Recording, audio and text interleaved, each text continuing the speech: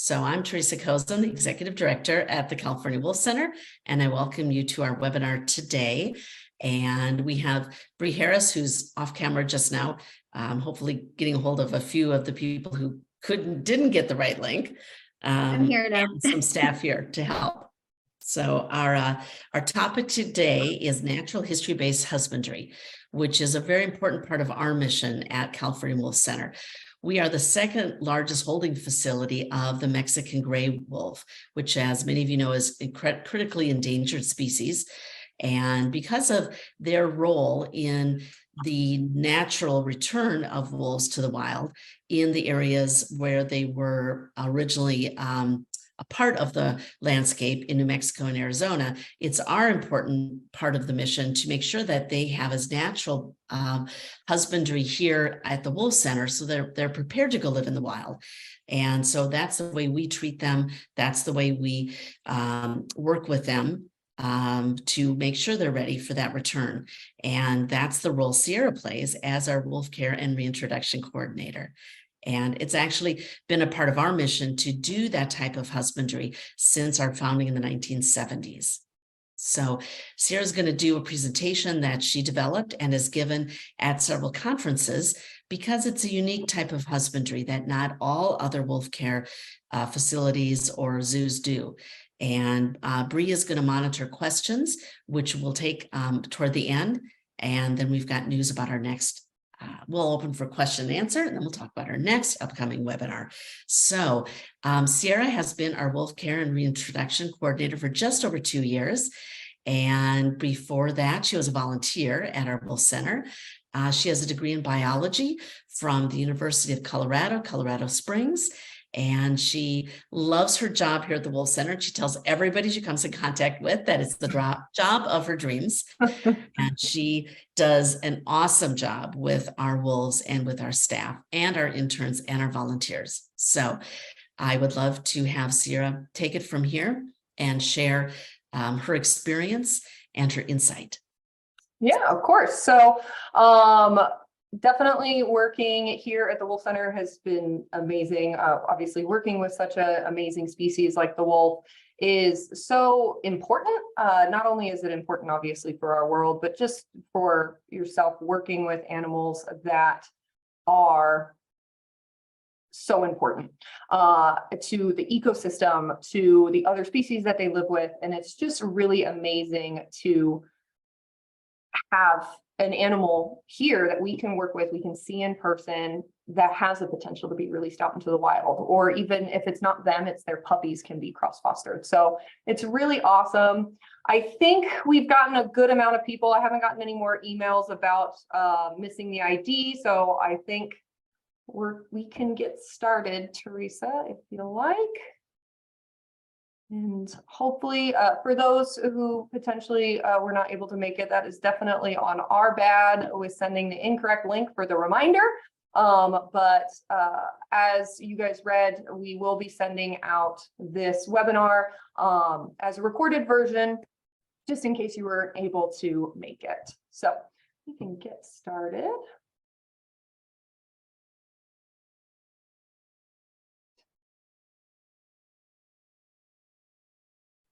Okay, so as Teresa, lovely introduction about what our webinar today is going to be. It's our Back to Nature, our take on wolf husbandry. And what we mean by that is we take a natural history-based approach to husbandry. So what's natural history? It's the scientific study of animals or plants, especially concerning with observations rather than experiments. So it's just observing them out in their natural habitat. What do they naturally do? What do they naturally fixate towards? So how are we going to interpret such behaviors that we would see out in the wild? And so a lot of the video, or all of the videos you guys are going to see, are all from our trail cameras of our wolves. So this is one of our larger packs. This is a pack of 8 wolves. And so we definitely do a lot of trail camera footage review because wolves have different behaviors when they are, when they know people are watching. And so the trail camera, we can definitely see more of those natural behaviors with the wolves. So kind of our big motto is let the wolves be wolves. So when we're thinking about a wolf's daily life out in the wild, there are three main things that they really seem to focus and gravitate towards. One is their pack. They're very family-oriented animals. Next is their territory. And then lastly is their diets. And I'm going to go through each of these individually. But there's some nice pictures for you guys. So their packs are family units. And consisting of a dominant breeding pair and their offspring. So I know we all have this idea of the alpha wolf and the beta wolf, and the other ones are subordinate to them, but maybe they're not all related. Most of the time, what we're seeing out in the wild is actually wolves are related, and the more dominant wolves, the leaders of the pack, so to speak, those are going to be mom and dad, and the rest of the pack is their kids. And so pack sizes can range between 2 and 15 wolves. Depending when a wolf does reach breeding age, which is around 2 years old, that's when they're going to leave the pack, because mom and dad are the only ones breeding. They say, you know what, if you want to have puppies, you're going to go start your own family. And so that's kind of where we get this lone wolf idea. It's usually a wolf who's left the pack to start their own. They do tend to mate for life, which is really, really cool with wolves. They also have social hierarchy versus social power, which I'll talk about in the next slide, but you guys can talk with one another. So this is a family pack. We have mom and dad. We also had, at this time, there was, there was 11 babies with them. So they had a lot of kids. So social hierarchy and social power, there is, like I said, that myth of the alpha, the beta, the omega, who's going to be more in charge, who's not. And what we do see out in the wild, it's more so based on that personality and also if you're the parent or not. And so here in captivity, we do see different behaviors because some of our packs were keeping wolves that maybe out in the wild, they would have left the pack and started their own. But here we manage their care to make sure everybody's happy. And if they're not, and they let us know, then we can move them into a different area, maybe with another wolf, and start their own pack. So we do see a lot of personality being who's going to be more dominant is based on personality rather than size, sex, or age.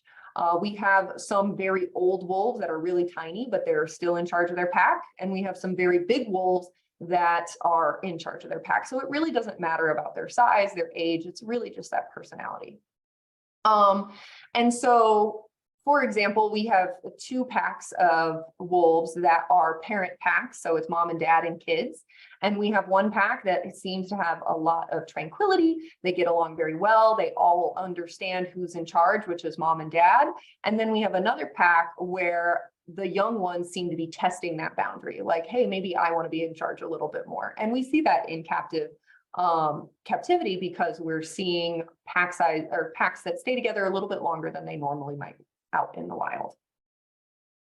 So next is their territories. And so with wolves, we're seeing them all throughout North America. They definitely have a diverse amount of weather, diverse landscapes, and out in the wild, the size of their territory is going to depend on their pack size and food availability. So if they have a ton of food in one area, they don't need to have as large of a territory. Or if, let's say, you're out in the Arctic Circle where there's a lot less food, then you might need to have much bigger territories.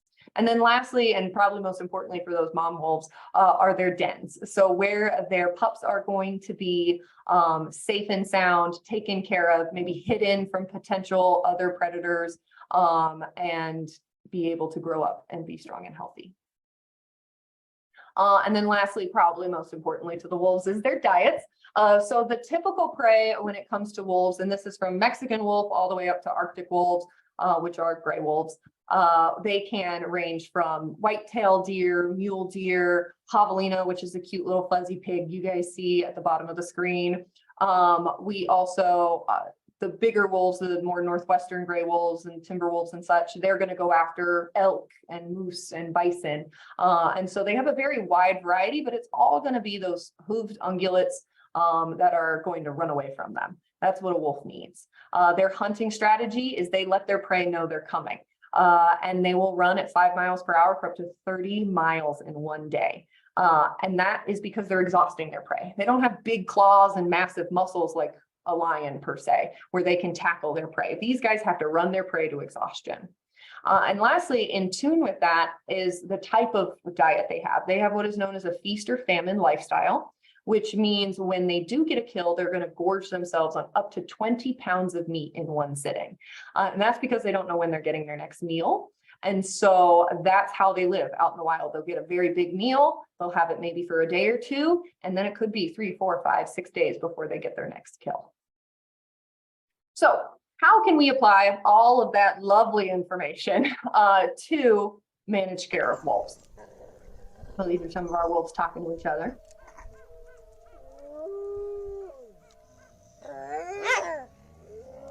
Lots of body language and communication, which is fun.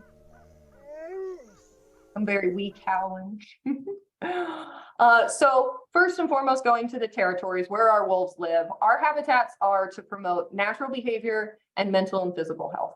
So we don't remove, if there's skunks in their habitat, we try to keep them out, but the skunks go in. That's something that's very natural. We tend to have a lot of tree cover, bush cover, places for them to hide, because that's really what wolves want to do. They're very, very neophobic, meaning they're afraid of new things. They want to hide away from people, especially because our wolves have been kept as wild as possible. So this is an overview of what our lovely place looks like. We've got a lot of tree cover. You can also see towards the upper right-hand corner, we have off exhibits. So those are wolves that are kind of on the other side of the hill. We do not have tour guests go back there because we want them to stay as wild as possible. If we have puppies, they're going to be born off exhibit, so mom doesn't have a lot of stress of being around humans. And it's really great areas for the wolves to have as natural behavior as possible. So this is one of those off exhibit habitats, so you guys can see the tree cover. We have very, very, if at any, minimal concrete, so they can dig in those habitats as much as they want. We obviously have dig barriers next to the fencing, but if we find a den that's in the middle of the habitat, that's not anything going to hurt us. And so it's a natural behavior for them, so we allow them to do that. Lastly, and probably the most unnatural part of their habitat, is we actually are in an area that has a lot of fire. Being in San Diego County, we definitely worry about fire, and one of our big helps for fire against the wolves, protecting the wolves, is these concrete fire dens. They have proven here on property to save wolf lives during fires. And we've even had wolves had puppies in them, so they feel very comfortable in them. And so if there is, for whatever reason, a fire that we cannot evacuate our wolves, we still have that backup plan with those fire dens to help the wolves. So on top of habitat, we can go into the maintenance and care of our wolf areas.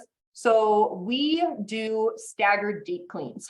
We don't go into our habitats every single day to clean, to scrub out water tubs. And that's because it is a lot less stress on our wolves, a lot less habituation, which is something that, especially with a species that we have to treat like they're going to be released tomorrow, we don't want them getting used to being around us. And so the more often you're inside of a habitat, the more often they get used to being around people. So it also is promoting healthy immune systems, because if you take away make everything as clean as physically possible, it can actually make them more sick.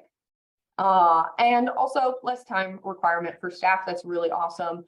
If you're in a smaller organization where you have multiple people doing multiple things, since we're not cleaning every single day, that gives a lot of time to do other things. Like, as you guys can see in that upper right-hand picture, we might need some habitat maintenance where they might be digging in an area that we don't want them to. And so we go and take care of that. Another awesome thing with cleaning a lot less is preventing insomnia, which is the inability to perceive scent. I love these photos of these guys rolling around and trying to sniff things. Wolves' greatest sense is their sense of smell. And so if we're doing very deep cleans, these guys mark their territory a lot. And so they might, it could have a lot of stress involved if they're not able to perceive the sense that is theirs, making them feel comfortable in their own space. So very important to the wolves, it's obviously going to be feeding, very exciting for them. We promote a feast or famine lifestyle. So we have true fast days for our wolves. We feed our wolves 3 times a week. So there's 4 days out of the week that they are not getting any kind of food. We're not giving them bones or hide to chew on. It's, hey, if you have leftovers, you can totally eat your leftovers. If not, this is what you would be like out in the wild until your next feed day. So in this photo, you can see this is a deer carcass that we gave to one of our wolves. I'll talk about that a little bit later, I think, but we do feed roadkill deer and also poached deer that we can get donated from CDFW. And so what's really awesome about the way that we feed, since we're feeding these bulk feeds, we're feeding them roughly 15 to 20 pounds per wolf per sitting. In the wintertime, we're definitely feeding more because they're burning more calories staying warm.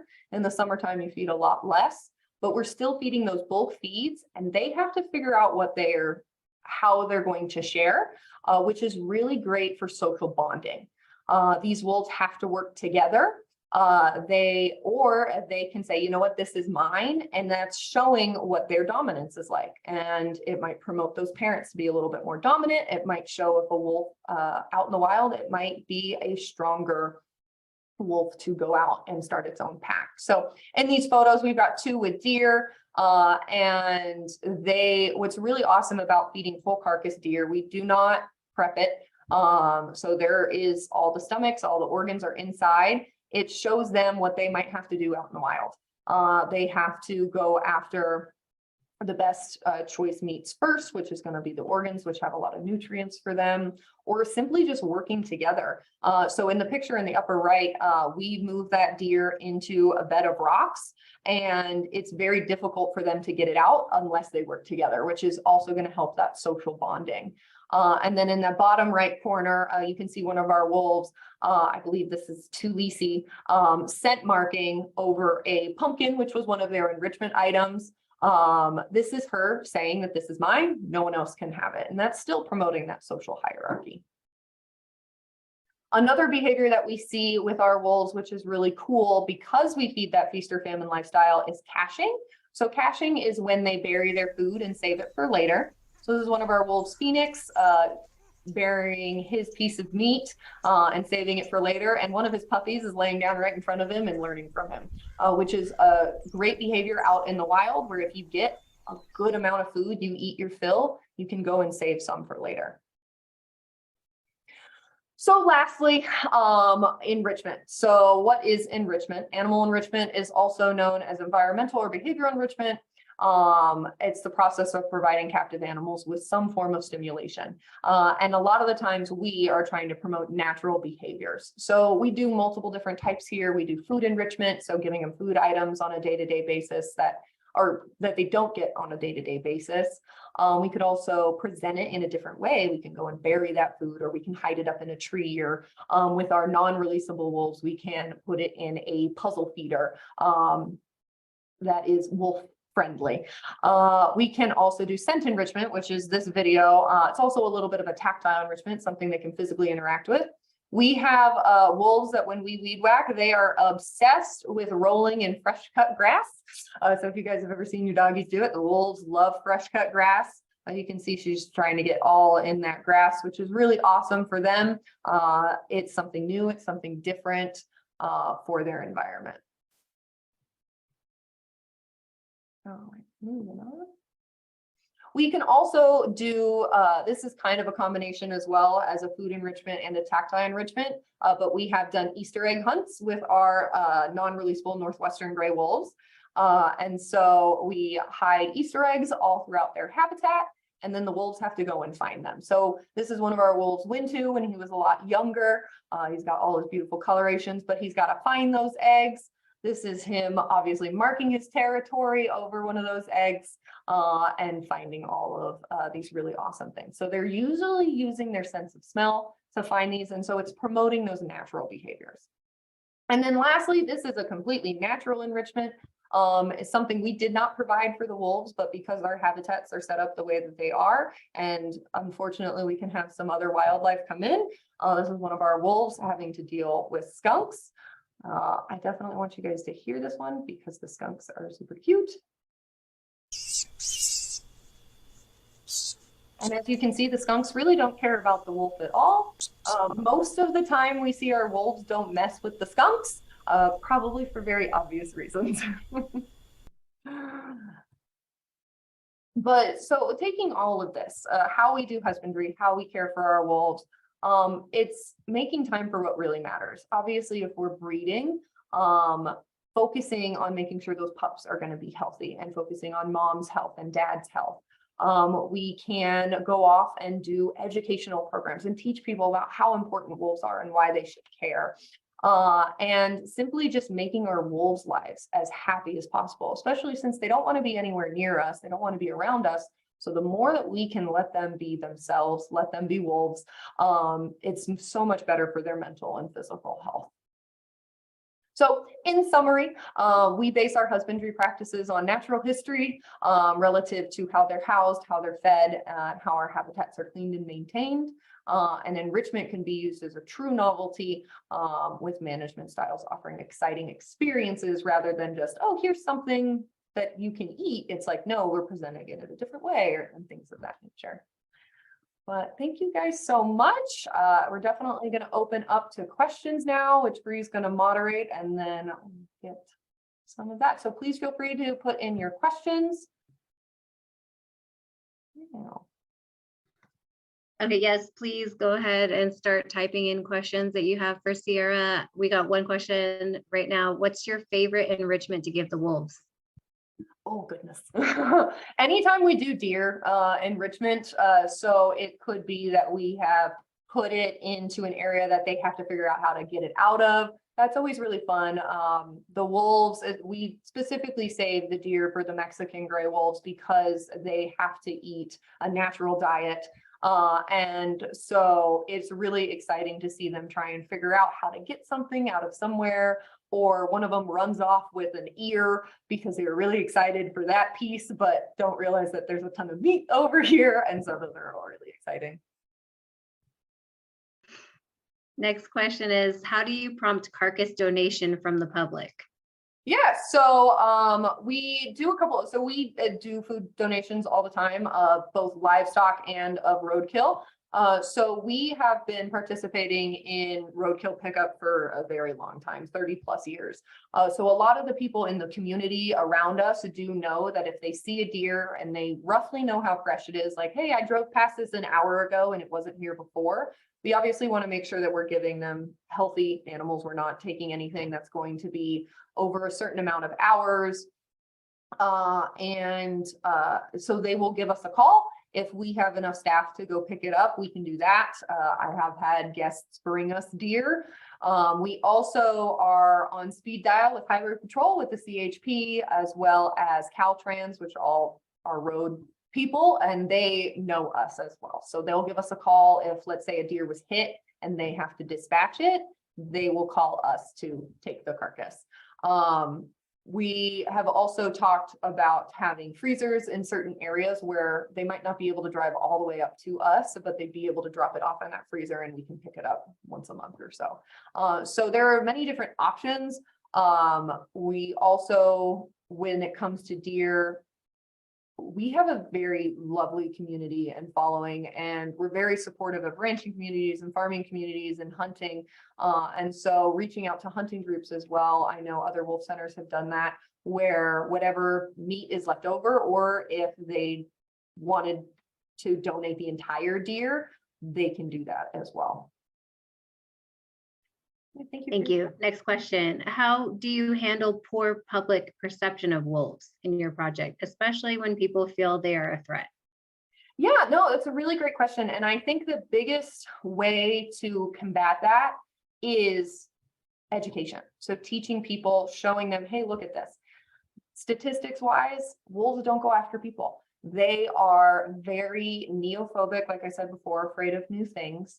And so out in the wild, they really want nothing to do with us. They don't want to be around us. And then in areas that maybe wolves do want to be around, like ranching and farming communities, California Wolf Center is really awesome, where we promote communities coming together. And so we go out and we do a lot of support to areas that have wolves, and maybe they're a rancher and so they're worried about that. And California Wolf Center provides preventative measures of wolf depredations. And so there's obviously so many more examples, but a few examples is providing funding for flaggery, buying flags that flap in the wind that scare away wolves. I know it sounds kind of dumb, but a flag that flaps in the wind is enough to scare away wolves. One of our interns actually just recently did a project on deterrent methods, and that was definitely the number one, was keeping the wolves away. We also can provide funding for range riders, which is someone who rides around on horseback, who basically just that presence scares away wolves. And then lastly, there's some new programs going on, which we're really excited about, that are pay for presence. So if you have a wolf denning on your land, you get paid for it. And this is in Arizona and New Mexico. I know they're planning to do it other places, but basically, if you're just helping wolves by letting them live on your land, it has nothing to do with if you've lost livestock. You're just helping them by letting them live there. You get paid for by these programs that we support.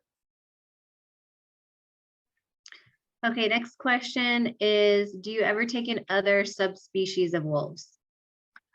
So right now we only have the Mexican gray wolf and the northwestern gray wolf. So that's the gray wolf that most people think about. It's the Yellowstone wolf. We have discussed potentially bringing on red wolves, which is another critically endangered species. But for now, we're sticking with our Mexican grays and our northwesterns. We also, and we get reached out all the time in the community of people that might want to, they are trying to get rid of an animal, and we don't do that, but we can refer them to other facilities that do wolf rescue. But for now, we're just sticking with Mexican gray wolf and northwestern. We are one of the largest holders of Mexican gray wolves in the world, which we're very proud of. We might get knocked down a little bit in numbers wise, because I know some facilities have been having puppies, which is so amazing. We did not breed this year. People are really interested in the carcass donation. So can you expand on the livestock carcass donation process? Yeah, totally. So, yeah, I only talked about the roadkill. It's okay. So livestock donations, we can take cow, horse, sheep, goat, llama. We do not take pork. We will take wild boar, and that we can actually feed to the Mexican gray wolves, which was really awesome, but we can't take any kind of pork. And so if someone, let's say, has a sheep that passed away, and it wasn't on any kind, we do a very thorough check medical wise to make sure nothing's gonna hurt our wolves. But those kinds of donations, the guests will set up a time to drop it off with us.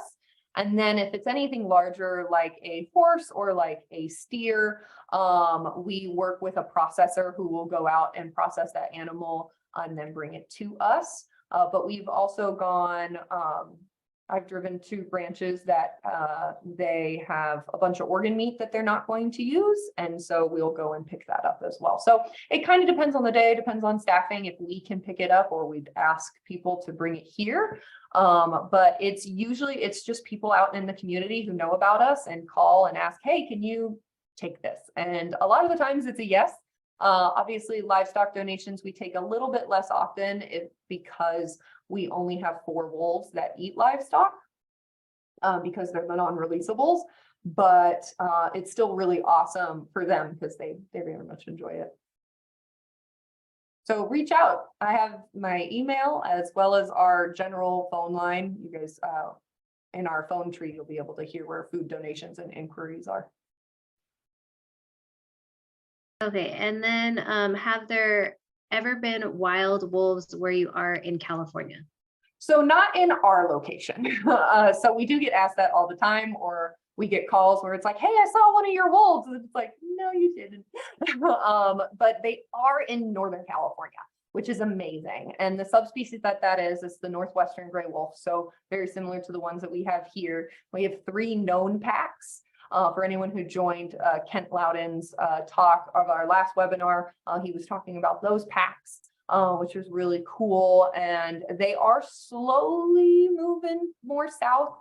They are protected under the California Endangered Species Act, and we have a lot of support in the north, even with the farming and ranching communities, because of the efforts of California Wolf Center, as well as Working Circle, which was founded here, and now it's its own awesome nonprofit of helping those ranching communities. And then for your non-releasable packs, conflict is normal within the pack, but how much conflict is too much before you consider other management like separation? Yeah, totally. So we very much refer to the care team. So obviously myself, I am out there every single day. I know what these wolves are like on a normal basis, and I have seen wolves that start to become ostracized or to start having injuries. And so we kind of depend and base on that individual animal itself. So with our non-releasable wolves, for example, it was mom and dad, Wintu and Yana, and they had 2 daughters, Poppy and Tulisi. At around 3.5 years old, Poppy and Tulisi decided that they no longer wanted to live together anymore.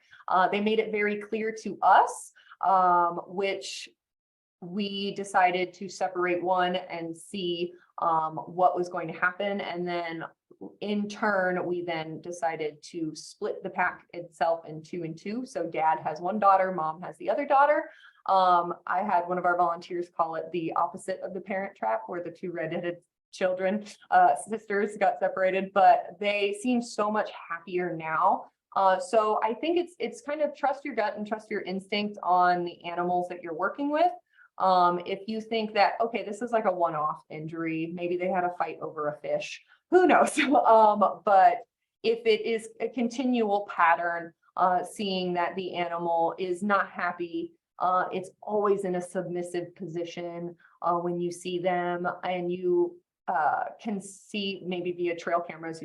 We set up trail cameras anytime we have potential pack disputes to see who is involved and what's going on, and kind of make a decision based on that. Is it going to be worth it to split the pack, or is it okay, this was just a one-off thing, they're a lower wolf on the social hierarchy list? And then I have a quick thing I wanted to talk to you about, since I'm the newest employee to start working here, and I found it interesting if you could just describe a little about how the wolves act when you go and you give them enrichment, or when you go into their enclosures, like how since you're trying to stay away from them and not socialize them, how is that interaction? Yeah, totally. So we get asked that all the time on tour as well, because we've kept our wolves as wild as possible. None of them have been hand raised. So with that, they don't see us, even myself, who's been here and I'm always doing feeding and cleaning and stuff. They don't see me as anything good. They don't, obviously they know who I am. They know most of the time I bring enrichment, but even when we're going inside the habitats, we don't move the wolves anywhere. They are in there with us, but they're staying on the opposite end of the habitat as much as possible. So if I'm down in the south corner picking up scat and cleaning up their water tubs, they're on the complete and utter opposite end. Even when we bring in food, we'll have a wheelbarrow full, let's say, of the deer, and we'll set it down. They won't come near the food until we fully left the area. So they don't want to see us when they're eating, which is amazing, especially for potential wild release wolves, because we don't want them being around people. But even our wolves that are non-releasables, we have still treated them the same way. Okay, I think this is going to be the last one, and it's if we're open to the public. So could you talk a little bit about the tours and the enrichment and all that, and membership that we have available? Yeah, totally. And I also see a later question about volunteering, so I'll throw all of those together. So we are open to the public, which is really awesome. We offer public tours Friday, Saturday, Sunday, and Monday. We are by reservation only, so definitely check out our website and go book a public tour. We also offer private tours, which are select times during the weekdays, and there's information on how to book private tours. We also host specialty tours once a month. So our last specialty tour we had was the Mother's Day tour. We're about to have a Wolf Moon tour next month. Please come out. It's going to be amazing. It's going to be later towards sunset. So hopefully you guys get to hear the wolves howling, which is probably my favorite sound in the entire world. We also, but there are once a month specialty tours where guests actually get to toss enrichment to the wolves. So definitely go check out our website, how to support us. We are a 501c3 nonprofit. So all of your donations, any tour revenue, you sponsor a wolf, you name a wolf, it all goes straight back to taking care of these guys. So we're really, really thankful for people that come out, even doing this webinar, and our members who have joined us and those that paid for the webinar. It's all of this is supporting those wolves and wolf conservation. So thank you guys so much. And volunteering, we definitely take volunteers. And we also do have an internship program. So that's all on our website as well. There's a Get Involved tab and it'll tell you more.